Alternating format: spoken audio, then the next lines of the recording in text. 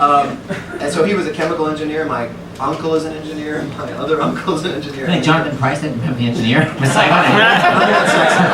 Sex with cars. So I thought they're not going to support me becoming an actor, and they actually said, maybe you should do this.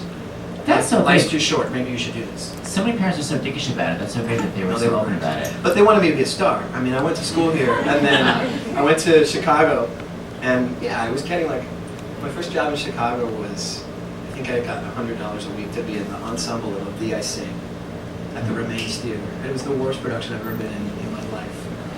Partly because the Remains Theater, which used to be run by Billy Peterson, who's now in CSI, and they're great people, Gary Cole, they'd never done a musical ever. And they didn't hire anybody who knew how to do musicals, and nobody who could do a Gershwin show either.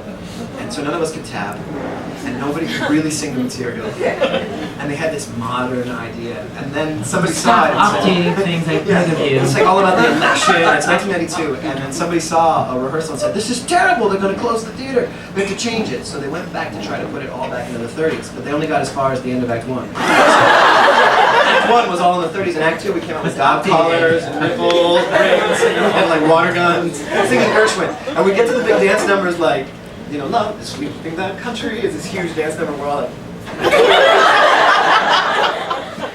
Do you remember? it was terrible. We one time came out on stage, and the entire, they hadn't told us it was an audience of, unfortunately, paraplegic children. We had not been told. This sounds terrible. We walked out on stage, and it was just indicative of the entire run, that we all came out on stage going, "Winter green for president, ah, ah," and we look out, and the whole audience is going, and the lead girl goes out and goes, "Oh my God!" And so we runs on stage. She was scared? My parents, What a downer. this was not, that kind of show was not their idea. You know, why don't you try acting? And then they come see this and they're like, what is this? What were you thinking? My job, you know, Chicago, come see my show. What is this? And for years until I did Sunday in the Park with George, the show I did after that was I played Danny Zuko in Greece at the Drury Lane Opera Theater. It's sort of a cross between it's like a Rococo funeral parlor. The owner rides around in a little golf cart. He's a very old man, his little golf cart, and he rides around the lobby of the building going, hey, oh, you're in Greece, yeah, we're gonna have a good show. Can you not walk, which is weird? He's just weird. He lives next to the rehearsal hall. So you're upstairs rehearsing, and he'll like look out. Shoot dance bells.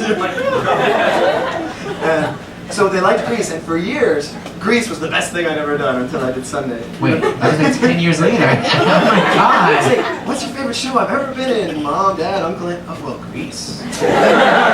Tick Tick Boom, they're like, No, please.